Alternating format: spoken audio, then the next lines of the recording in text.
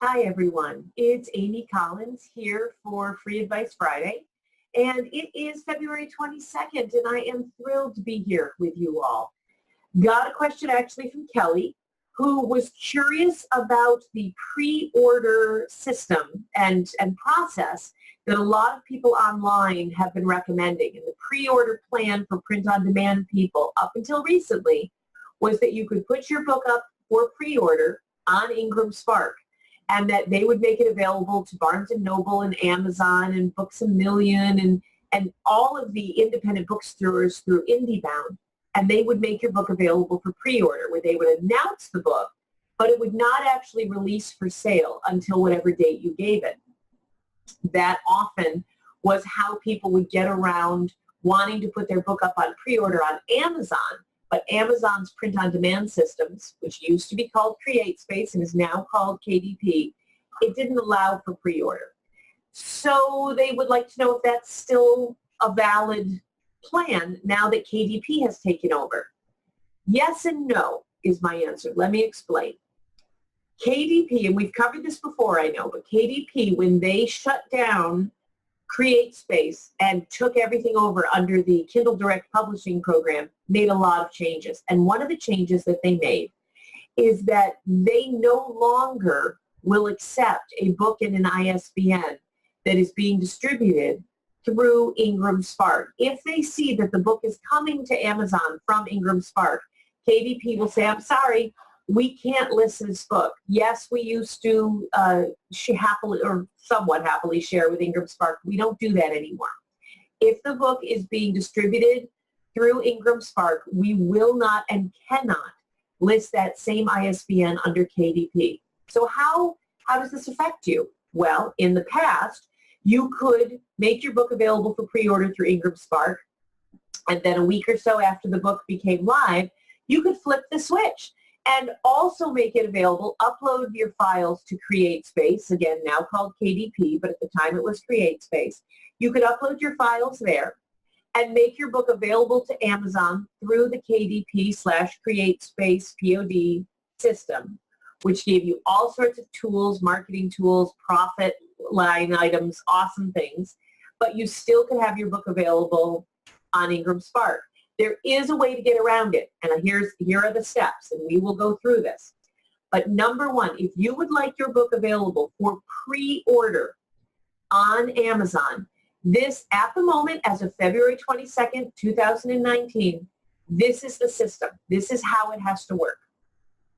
Step number one, you upload your ebook onto KDP 5 weeks before your pub date. I'm guessing. I like 4 to 5 weeks, no more than 6. 6 weeks is the maximum. You do not want to put your book up months and months in advance. You're not Stephen King. You're not Diana Gabaldon. 5 to 6 weeks is plenty. You don't want to exhaust your readers. So you put it up 5 to 6 weeks at the most before your pub date. And you can announce a pub date for your ebook. And so step number one is you do that. You announce a pub date 5 weeks in the future, and you put your ebook up on Amazon. That is it. At this point, you start promoting your book and telling people that there will be both a paperback and an ebook available and give the date. Let's say March 7th. That on March 7th, all versions of your book will be available. Go to Amazon right now and pre-order the ebook. Tell them to do it. Keep it a low price. Make the price low. Because people may not want to pre-order an ebook. They prefer paperback. But if your ebook is only 99 cents or $1.99, $2.99 at the most during the pre-order phase, you will get a lot more orders. You can always raise the price later. But if you're making the book available for pre-order, I'm assuming it's because you want to hit some bestseller lists. The easiest, best, and fastest way to hit those lists is to get the orders. And so why not encourage your supporters, the people who are going to take a chance on you before the book's even out? There's no reviews yet. Think of it this way. Yes, I know you want the $7 or $8 an ebook. I want to be able to eat pasta and still lose weight. We all want things. But think about your readers. They may or may not be fans of yours. They probably are. That'd be great. But there's not a lot of reviews, if any, of this new book yet. You're asking them to pre-order a book as an ebook, And what if they prefer paper? So make it easy on them. Keep the price really low. I like 99 cents. I'll give you $1.99. By the time you up it to $2.99, I'm getting grumpy. This is my plan, especially for you fiction authors. You can always raise the price later. Once you have set a price during the pre-order session and once you've set a pub date, do not change it. KDP frowns and Amazon frowns very, very harshly on changing the pub date or the price before the actual pub date happens. So be sure you've got a solid plan in place. If you know that $1.99 you're happy with, that is what it's going to be. And you better be darn sure, because I do not want you changing that date before March 7th when the book comes out. So that is what you do to get pre-orders going. Paperback pre-orders are not an option on Amazon if you decide that you want to use KDP to distribute to Amazon at the moment. As of February 2019, that is not an option. Yes, step number 2, you can still put your paperback up on Ingram Spark and announce it to the world and make it available for pre-order. But you are choosing at that point to never be allowed, at least at the moment. Amazon right now is saying they will not allow that ISBN into their KDP system. You are actually choosing to not have that version of your book available through and to the KDP system if you put it up through Ingram Spark. So you have 2 choices at this point. You put the ebook up.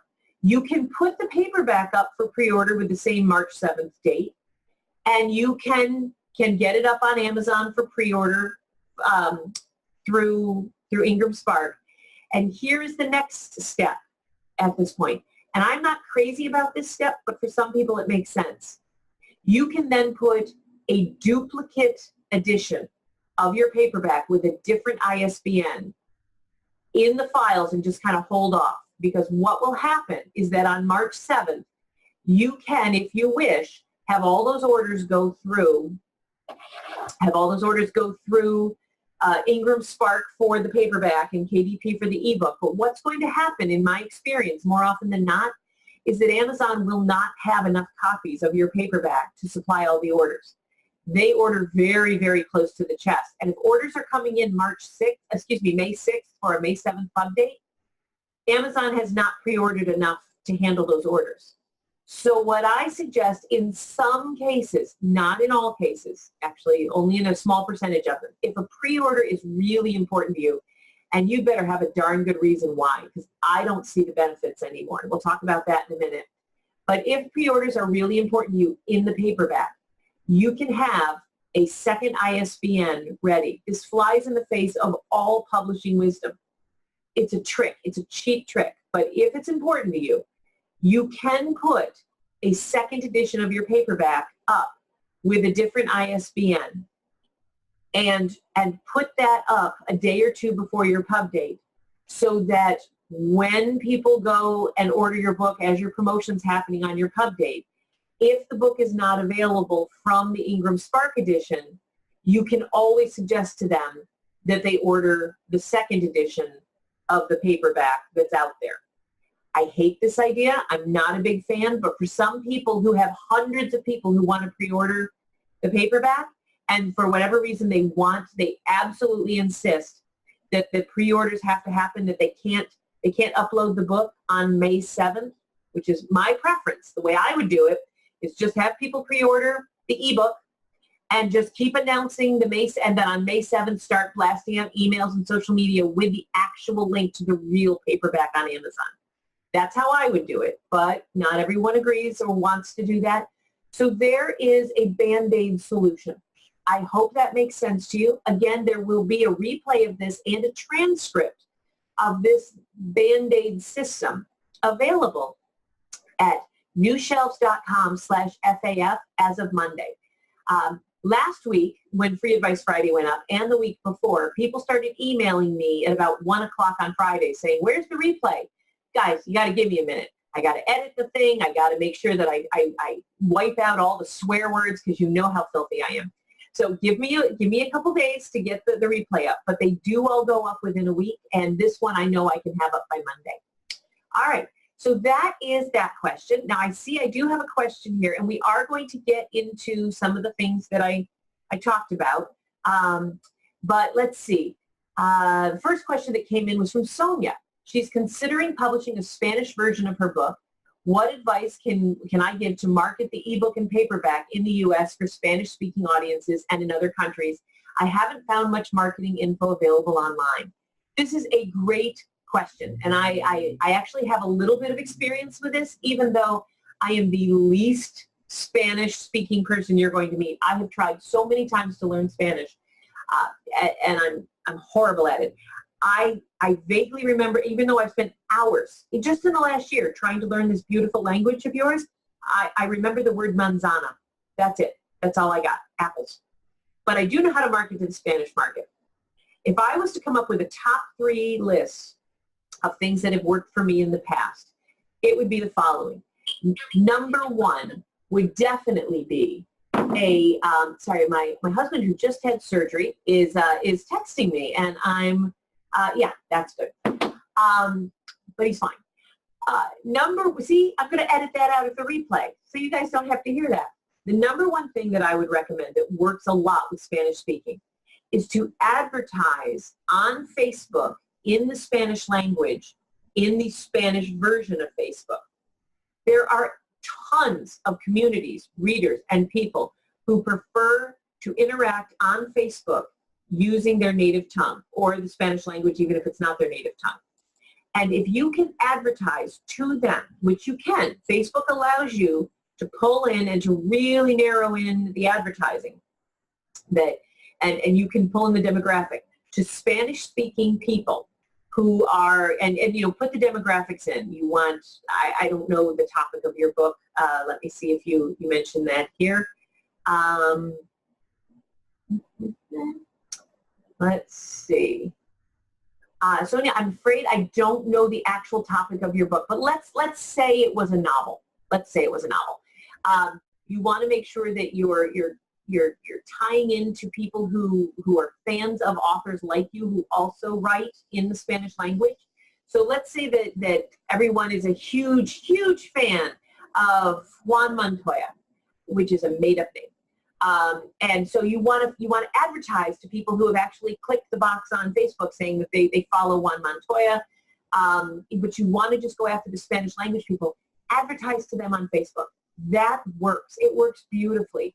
Facebook ads don't always work, but when you can really narrow in your market, if you have decided to put out a book about weight loss, and you really narrow down the market and you are advertising to 51-year-old single women who own cats, and I mean, get narrow, and you really get laser focused in your Facebook ads and run them for a few days and then see the results, you will find a much higher success and sales rate. So I would suggest, number 1, that you advertise using Facebook. Number 2, keyword advertising on Amazon.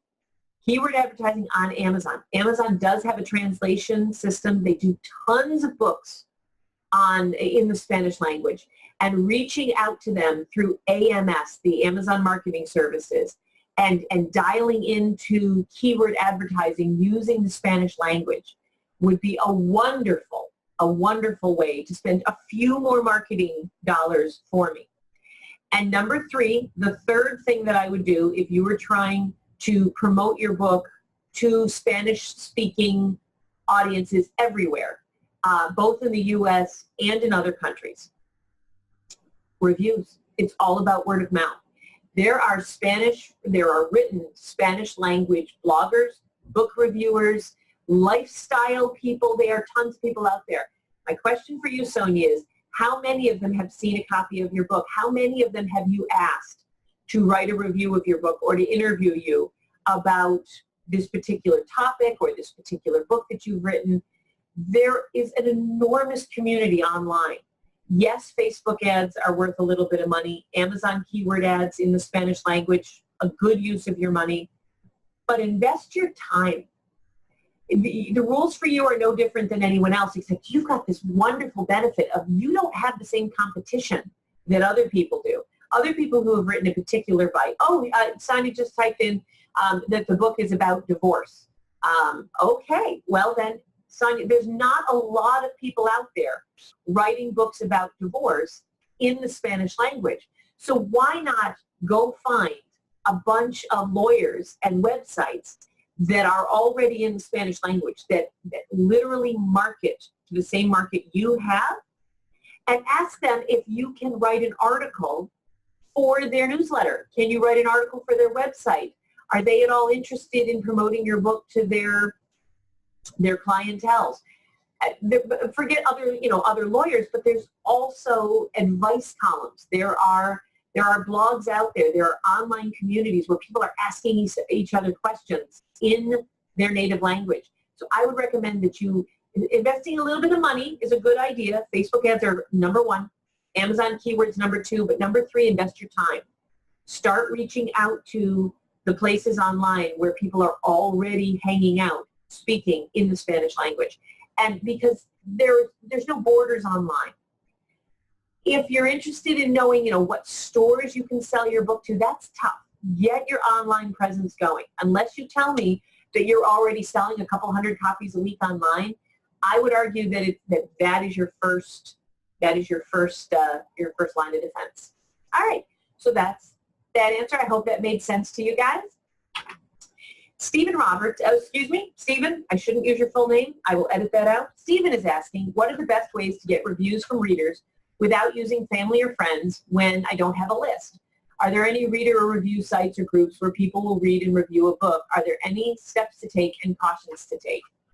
Whew, that is a big question. I actually teach a class on this. I have a video on this entire topic that I offer through my Bestseller Builders Insider membership group. We actually taught an entire hour-long class on this. Stephen, this is a big question that I'm not going to be able to answer in detail on Free Advice Friday, but I will give you the short version of my hour-long class on this. The short version is, do not use your friends or family to write reviews. Do not ask them. Don't bother. Amazon's been pulling those reviews for months now or longer. It's a waste of time. It also will annoy your friends and family. Most of your friends and family are not comfortable writing reviews. They don't write reviews online. They're nervous about either offending you or not saying the right thing. It's not fair. The best way to get reviews from readers is and on Amazon, you have to be careful because you are allowed to offer a free copy of your book in exchange for a review, but you're not allowed to solicit a review.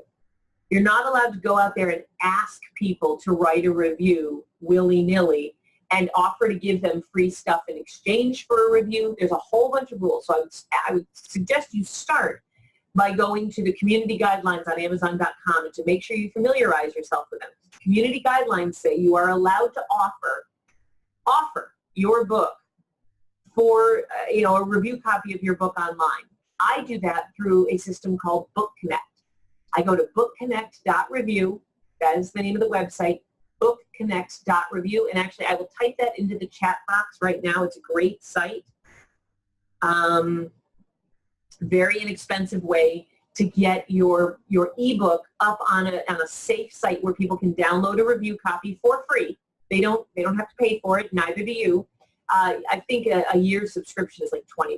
It's really inexpensive, but it's a great way to host a review copy of your book. So you get it up on Book Review, bookconnect.review, and then you are allowed to offer your book as a review copy to bloggers, to reviewers, and in groups. And here are some of the places I would go. It's a Google world, Stephen, so type in, I don't know what topic your book is, but Sonia's book was about divorce, so Divorce for Dummies.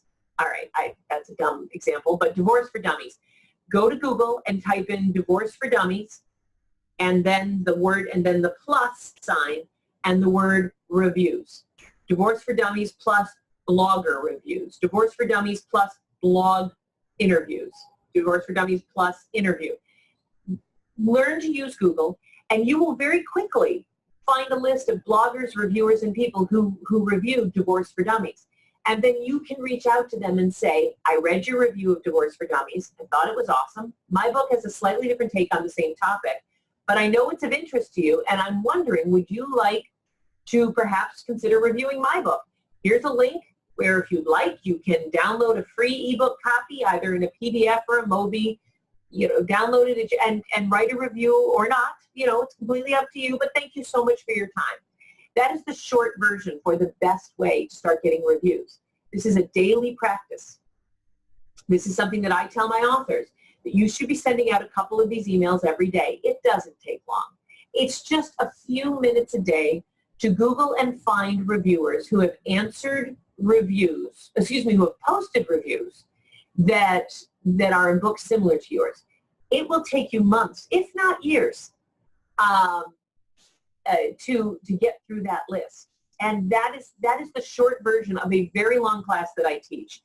If you're at all interested in my membership group, I do offer a monthly membership, something called Bestseller Builders Insiders, which I will type in the URL here, bestsellerbuilders.com/insiders. There's some information there. And it's a monthly consulting group where people can take my classes, pick my brain on a more in-depth level, a lot more one-on-one. But I hope that answers your question in the general. If not, keep typing questions. Cynthia is saying she's struggling with marketing her books without having to pay for ads. She lives on a fixed income, can't afford to pay for PaySpec. I get that. Cynthia, I hope I'm pronouncing your name right. The short version is you don't need to spend money on marketing. You absolutely don't. I've said this for years. If you guys have followed me, you've heard me say this. Time, money, talent. Pick any two. If you've got talent and you've got time, you can market your book. I just gave Stephen some ideas of how to market his book. So Cynthia, I would ask you, do you have 15 or 20 minutes a day to Google reviewers, bloggers, librarians, people who have talked about books like yours? When you guys are asking questions, I would be so grateful if you would type in the topic of your book. Because Cynthia, I don't know if you've written a memoir or a spiritual help guide or a novel, so it's a little tough to answer the questions without a topic. But I'm gonna say, this time I'm gonna go fiction. If you've written a romance novel, and by the way, you have a great name for a romance novel author, fabulous name. But if you've written a romance novel, then perhaps you might want to consider, and let's say that some of your comp authors are very, very similar to, let's say that you're similar to Diana Gabaldon and Julie Garwood, that you're really into historical fiction. Go find Philippa Gregory and Julie Garwood and all of those similar authors, and go find out who interviewed them. Go find out who reviewed their books. It's super easy to do. Google. Again, guys, golden age. We're in a golden age. You can reach out to a couple of these bloggers every day and tell them about yourself. Again, this is a short version of a very long class. I mean, some of these questions, I love these questions, but they would take hours to answer more in depth. But I would beg you to spend 15 minutes a day, starting today, and just Google some of your favorite authors that are the most similar to your book. Who is reading a book like yours right now, and what authors are they reading? Go find those authors, and then find reviews of their books. Get the contact information of those reviewers. It's easy to do on their website or on their blog, and offer them your book. That is, if you do that a few minutes every day, guys, I don't care who you are, as long as you've got a well-published book and you're spending a little bit of time each day, you will be successful at marketing your book. You do not need to, I love spending money on Amazon ads and Facebook ads when it's a good idea. Cynthia, if for some reason I guessed right, I can't imagine that I did, but if I guessed right, you really are a romance writer, don't spend any money on Facebook or Amazon ads. It is so tough to break through with marketing dollars. It's not worth it. Time. Just invest your time. That's my short version. I hope that was of help. If not, just type in a follow-up question. Guys, feel free to type in follow-up questions in the bottom. All right, let's see. We've got a couple more questions. I'm just going to keep going. I'm taking these in order. I hope you guys are having a good day. Now, Alan typed into the chat box.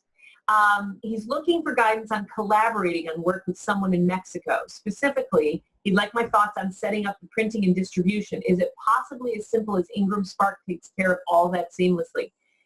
Alan, I'm going to quantify my answer by saying I could always be wrong. And according to my mother and my husband, I usually am. But I've looked into this, and I have not found a Mexican-based print-on-demand option.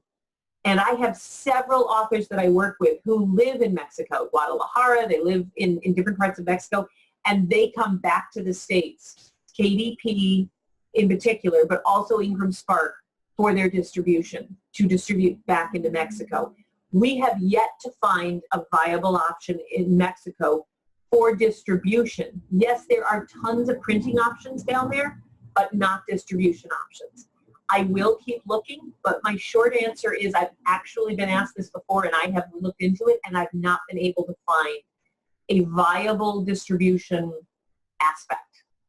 And Ellen, thank you for telling me about your nonfiction book, but I know exactly who you are. Alan, I've been stalking you for a long time. Let's see what Katrina has to ask. Christina has a question about audiobooks. Her book's been in print for 15 months and has some traction, and she is routinely asked if there's an audio version available. She's in hardback, paperback, and ebook, but she'd love to sell the audio rights to someone who will produce an audio version. But some authors produce their own. Options on cost, best strategy to produce, market. Okay, I can answer this. I couldn't help poor Alan, and that's a shame because I like him. But Katrina, I can answer this. There are several options for people who want to have an audiobook. Option number one is to sell your audiobook rights. And one of the biggest and best ways to do that is go to Tantor, T-A-N-T-O-R. I will type that into the chat. Tantor Audio may buy your audio rights. They may not. They probably won't. I don't know. Your book may be awesome. They may buy it and snap it up within seconds. That's option number one. Option number two is to, and it's this is the least expensive option, is you can go to acx.com. I will type that into the chat box as well. acx.com, owned by amazon.com. And amazon.com also owns Audible. So keep in mind that you are using an Amazon-owned company to produce an audiobook, and you will be asked to give Audible books an exclusive for 7 years. But you can go to ACX Audio, and if you decide that Amazon is your main pay-to-play deal, you can offer your book up online to their producers, and you can negotiate with voiceover artists / producers in the ACX system. They will record your audio for you, and they will put it up on audible.com and amazon.com. And you at that point will give them, you'll split a 50-50 cut. Every time your audiobook sells, they get half of the profits and you get half the profits. And that's how that works. That is the least expensive option. You can also go to acx.com and spend some money. You can pay one of these voiceover artists to do the audiobook for you, and you don't have to give anyone an exclusive. You can then just have the file, but you will still be distributing through ACX. So those are a couple of early options, but my favorite option, and I love Tantor and I love ACX, but I adore findawayvoices.com. Let me put that URL in the chat box, but findawayvoices.com, which is owned, or it partners with Draft to Digital. Findaway Voices is a company where you can partner up with voiceover artists and with producers, and you can have your ebook produced very inexpensively. It's a whole sliding scale, depending on your budget, depending on, it will tell you, how great the production costs are, and they will distribute your book into the library market through Overdrive, all of the retail markets, including Kobo and the independents, the Amazon, Apple, iTunes, they've got them all covered. If you go with ACX, you will not be everywhere that audiobooks are sold. But if you go with Findaway Voices, which is a more expensive, but not ridiculously expensive, That is how to go. Wendy, hey, how you doing? Great to see you. I hope you're getting my emails. Alan says that you're having some email problems, but I adore you. Good to see you. And for those of you who aren't Wendy Jones, you should be. She's awesome. But Wendy, great to see you. Okay, well, I will send it again. Alan gave me a workaround email that I will try. I will take care of that. Katrina, I hope that answers your question about audiobooks. In addition, for those of you who are interested, Derek Doepker, D-E-R-E-K, Doepker, D-O-E-P-K-E-R, offers I think it's for like $200. He offers a terrific class on how to record your own audiobooks. I have no strong opinion on that. I love the idea. But Katrina, you were asking about the audiobook options that I knew about. Tantra Media, sell your rights if you want. Tantra is your best option because if you already have the hardback, paperback, and ebooks out, most publishers are going to want all versions. But Tantra will just take the audio. ACX, option number 2, but my favorite is using Findaway. I hope that answers your question properly. Katrina is now asking, she's curious about the 2 books in the red wagon behind me. Are these recommends? Well, yeah, they are. They're my books. I think they're very brilliantly written. The Right Way is the first book that I came out with. It's 2.5 years old. I'm coming out with a 2nd edition in a few months. And the other one, Write and Grow Rich, hit the USA Today and the Wall Street Journal bestseller list. So I was pretty excited about it. They're both great books, and so thank you for asking. Katrina, I have to say, I owe you a drink for that. That was a lovely little plug. And guys, marketing genius right here. The Little Red Wagon, that draws the eye. When you guys are doing podcasts or when you're doing Facebook Lives, make sure your book's always behind you and put it in something that will appeal and will be whimsical. This is just my opinion. I'm not particularly whimsical, but that wagon gets so much attention. All right. Stephen is asking which marketing venues would I consider the best for books that are a year old. Which venues are evergreen? Which are the most cost effective? Marketing venues. Stephen, I am happy to answer your question. I really am. But I'm a little fuzzy about what you mean by marketing venues. So feel free to keep typing. Which marketing venues? I'm sorry, I'm thinking, do you mean reviewers? All of them are best for books that are a year old unless they specifically require that you be pre-publication, like the New York Times or Publishers Weekly. Stephen, I'm sorry, I will answer your question, but can you type it with a few more nouns and verbs in it? And I promise I'll get right to that. My apologies. An anonymous person asks, and see, she or he is probably anonymous because I used Stephen's full name by mistake. Got a new cover for her book and wants to put it on a new edition.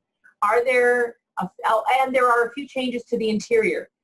He or she has a new ISBN number. Is using this new ISBN number okay? Yes, that's a great idea. I love the idea of a do-over, a mulligan, a relaunch for books. If your cover was not doing it for you, if there are changes and corrections that you want to make, and if your book especially is a few years old, you can take that new cover and a few small changes and come out with a 2nd edition. Now, according to the rules, this is not a 2nd expanded revised edition. This is just a 2nd edition. So you don't make a big deal about it, but you put the book out with a new pub date. So now it'll have a 2019 pub date, a new ISBN, totally freshens up the book for bookstores, libraries, and reviewers. If you don't have a lot of reviews off of Amazon, this is a great opportunity to go get some. Because a lot of magazines and newspapers will only review a book when it's in its first few weeks of publication or months. So this is a great opportunity to get a do-over. Do that. I love it. Now, my book, The Right Way, I'm coming out with a new edition in another month or two. It's going to have a slightly different cover. It's going to be the same book.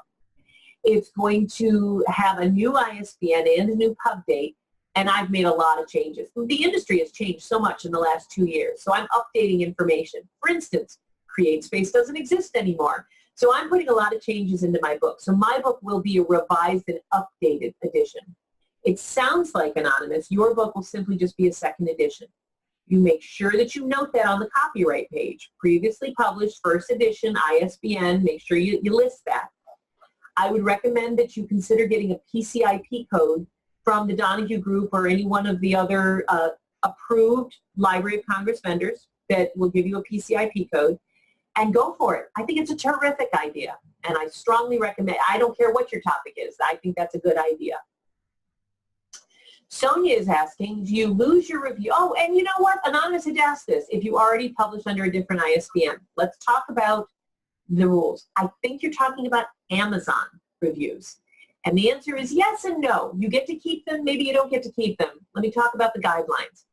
As of February 2019, if you're listening to this on a replay anytime after February 2019, I reserve the right to say it was true today. It may not be true by the time you're listening to it, but here's the guidelines. If you come out with a second edition of your book and the title is exactly the same and the subtitle is exactly the same, the title and the subtitle have to be the same. Can't tweak, can't mess with that.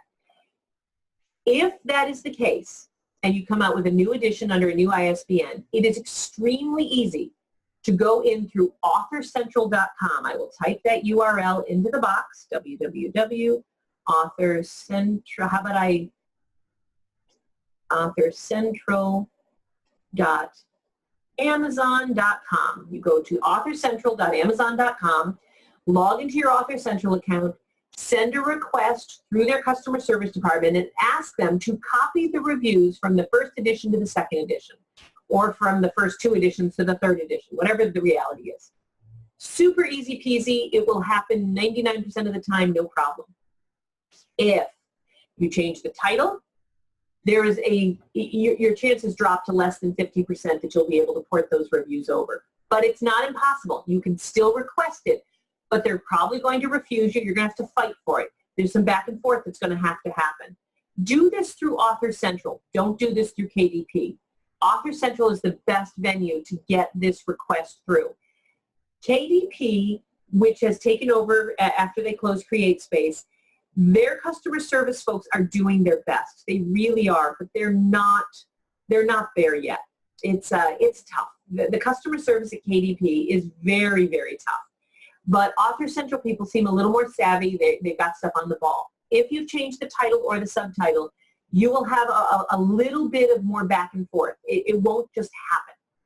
And that, I hope for both of you, is you can and you should always freshen up your books when it's necessary. And don't worry about your reviews. You can port them over, provided you follow those guidelines. If you have 12 Amazon reviews and you're considering not coming out with a second edition because you're afraid of losing those 12 reviews, don't worry about it, guys. 12 reviews on this day and age is nothing. I'm sorry, but you need to have dozens and dozens, if not hundreds, of reviews before you need to. I mean, 12 reviews is not going to, for most part.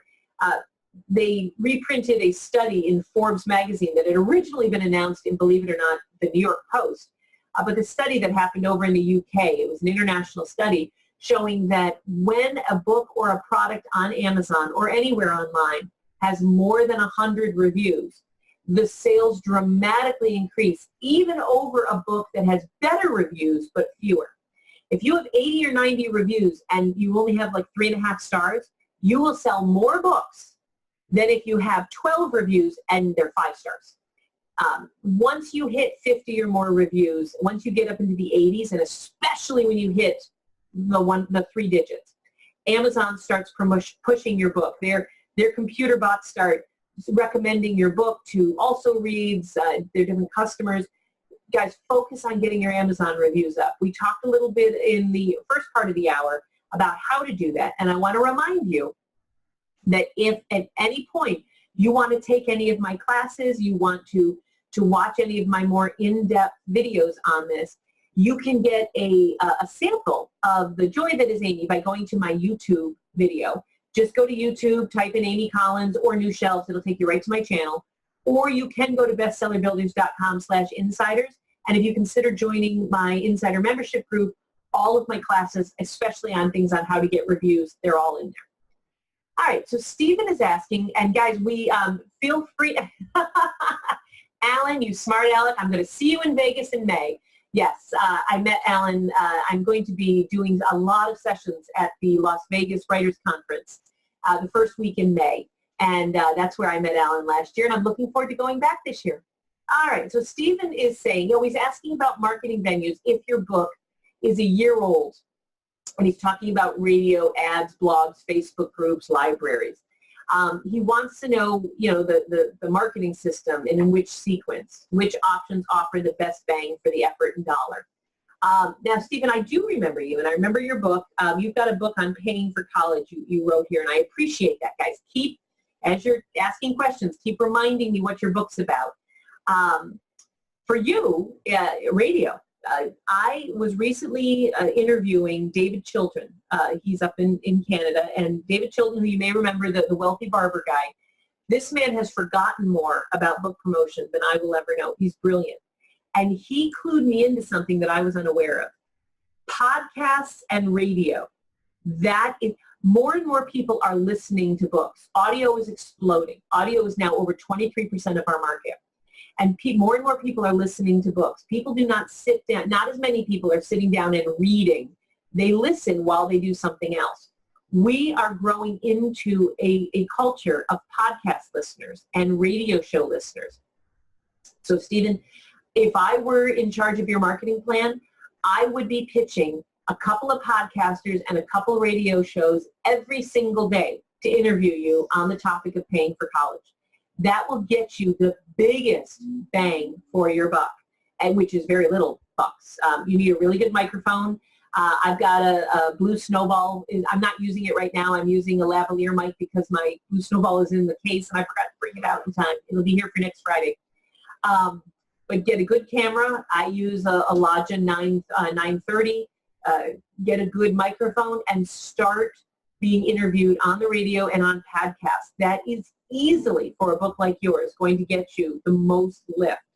Constantly be referring back to your book and the fact that it's available, where books are sold.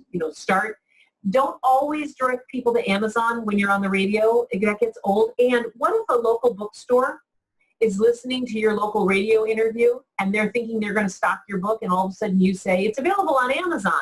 That bookstore is going to be so cheesed off. So I would strongly recommend that you start with podcasts and radio. After 90 to 120 days and you start moving up through that, your next option then, as you get more and more of those, start asking for reviews. You can do it at the same time if you've got time to double up. But I would start with podcasts and radios. And I've seen your book. I've seen it online. Stephen, you need more reviews. You need more bloggers and more reviewers talking about your book.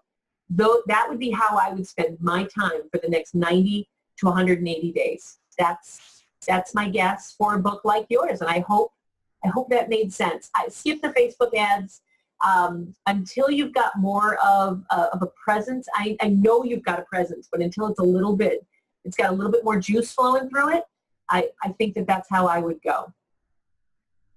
Lynn is asking if there's any way to find out who is buying their books from Ingram Spark.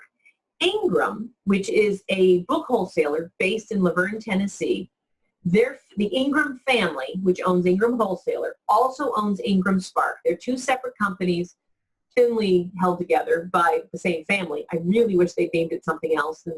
But Ingram Spark will sell your book to Ingram Wholesaler. And Ingram Wholesaler has customers that come and buy the books from them. Barnes & Noble, libraries, independent bookstores, online bookstores. I run an online bookstore. Lynn, I could go right now and buy your copy through Ingram and get a 40% discount or 50, depending on what you offer to retailers. So if you offer your book through Ingram Spark to wholesalers at a 50 or 55% discount, that means Ingram can buy your book at a 50% discount, and then they will turn around and sell me your book as an online bookstore with a 40% discount, and I can turn around and sell your book to anyone who buys it at full price. And that is how that works. No, there is never a way to find out who's buying your books from Ingram. Ingram would never share that information. Even when I worked for a top publisher, an absolute top publisher, I could not find out who was buying my books. The best I could do is find out what percentage of my books were being bought by the chains versus the library market versus the independents. And I had to kick and scream. And I worked for $1 billion a year publisher when I got that information, and I had to fight for it. This information is proprietary to Ingram. Nobody wants their private information or their business shared with the rest of the market. Lynn, if you went on Amazon.com and you bought nothing but cat food and romance novels, would you want that information out there? No, you would not want someone sharing your purchase plans, your tasty treats, cat food, and romance novel obsession. You wouldn't want that. So neither do they. So I am afraid that Ingram is going to guard their customers within an inch of their life. Stephen is saying that he cannot see any of the things that I'm typing in.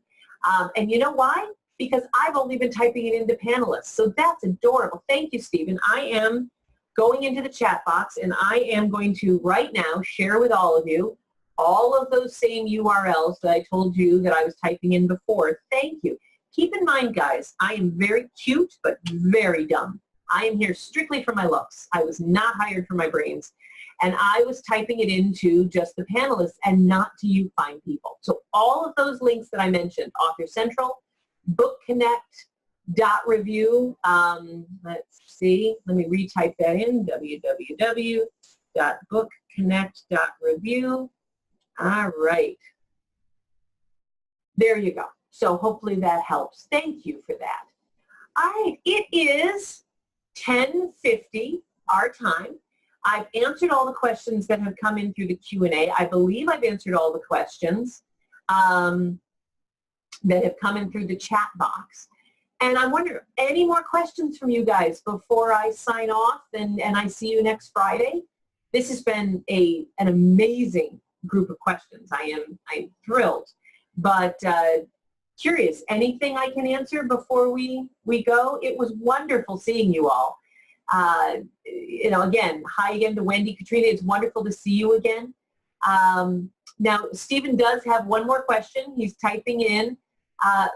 Lynn, your questions and those of you who did ask questions, if I did not fully answer them, it's most likely because the answers would take hours, especially about how to get reviews and the like. But there are tons of resources on my YouTube channel, and I've written several blogs about this. I ask you to please go to newshelves.com, and you can check out my blog, newshelves.com/FAF, which stands for Free Advice Friday. By the following week, I always have replays and transcripts of these sessions up. Feel free to look at some of the old ones. They're all up there. Lynn is asking a good service to collect emails. Lynn, I adore MailChimp. Now, there's plenty of others, but MailChimp is easy. It's free until you get 2,000 email contacts. They've got landing page tools. They've got email tools. And they've got a lot of interaction with WordPress using plugins like Opticat. MailChimp, and they seamlessly integrate with Paperly. MailChimp is by far my favorite way, my favorite service when I'm trying to collect emails.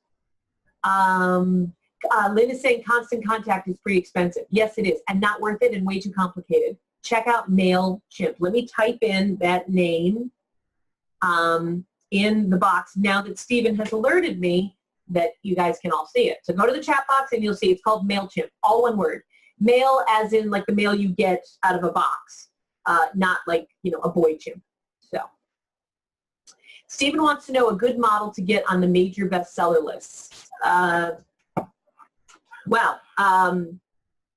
Be born into a highly popular literary family, grow up in New York City on the Upper East Side, have major agents and New York Times reviewers show up at your christening and your first birthday party, and by the time you're 23, you can kind of lean on them to help get you a New York Times review and maybe get you on the list. Now, I know I sound a little snarky when I say that, but truthfully, that's how most of it unfortunately, getting on a list if there was an answer, if there was a model on how to get on the list, everybody would be following it. That's not how it's kind of like saying you literally asked me what's a good model to win the lottery. There are things you can do that will help you win the lottery and help you get on these lists. For instance, you have to buy a ticket. You can always Google, what are the most common numbers that are pulled, in the lotto. There are things you can do to increase your chances. But Stephen, the best way to get on the list is to build a following, come out with another book, have another book ready, build a huge following with your existing book, write and produce many more books. I mean, you don't do it with one book. Write and produce many more books, especially on your topic. Write and produce many more books, and make sure that they're different enough that the people who bought your last book also need your next book. Build up a huge pre-order campaign. Go overseas, get 8,000, 10,000 backed up, orders backed up. Go overseas, print the 8,000 or 10,000. Go through a fulfillment house like Pathways or whatever. Get them out everywhere. That is how most POD books at the moment don't have the juice to get on the bestseller list. Now, getting on the USA Today bestseller list with Write and Grow Rich was a joint venture with me and several other authors. We put an advice book together that we felt would be of help to the writing community. And we put it out as an ebook only. And we built up 8,000 or 9,000 pre-orders in the ebook world. We didn't go exclusive with Amazon. Because to get into the USA Today bestseller list and the Wall Street Journal bestseller list, you can't just be on Amazon. They require that you have at least 500 sales off of Amazon. So don't go exclusive. And what we did was we build up orders over an 8-week period so that when the 9,000 ebooks released on that day in October, bam, we were smack dab in the middle of the bestseller list of the USA Today list. And the next week we showed up on the Wall Street Journal list. It was fabulous. But that was 20 authors all working together, mailing to their list, supporting the book, promoting the book. For a single title author, I'm just going to be honest with you, it's tough. I would love to tell you that I had a formula for you. If I did, I would be a billionaire. I would not be sitting here in my old Lake George t-shirt bothering you guys on a Friday. You would never see my cute, never expanding butt again. It'd be on a beach somewhere. There is no answer, I'm afraid. But keep writing new books, heavily differentiated. Don't write the same book you wrote before. Constantly be putting content out. And when you're ready, put out a book and build up back pressure with back orders and pre-orders. That's the short version of that question. Stephen's asking how to find my services and products. Stephen, go to newshelves.com. You can go to /store. That's my store. You can read my blog. You can email me. Always, guys, you can email me at Amy, A-M-Y, @newshelves.com. If you have questions for next Free Advice Friday and you want me, I just typed my email address in the chat box, and you want me to answer those questions next Friday, feel free to send those questions ahead of time so I can research them. I don't mind talking on the off the cuff and on the fly. And anything I don't know how to answer, I'll be honest about. There's tons I don't know.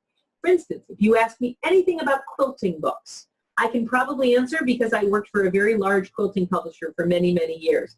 But if you ask me about quilting, couldn't tell you a thing. Can't even cut in a straight line. I think I know what serging scissors are, but I'm not exactly sure. I think those are the crisscross zigzaggy things.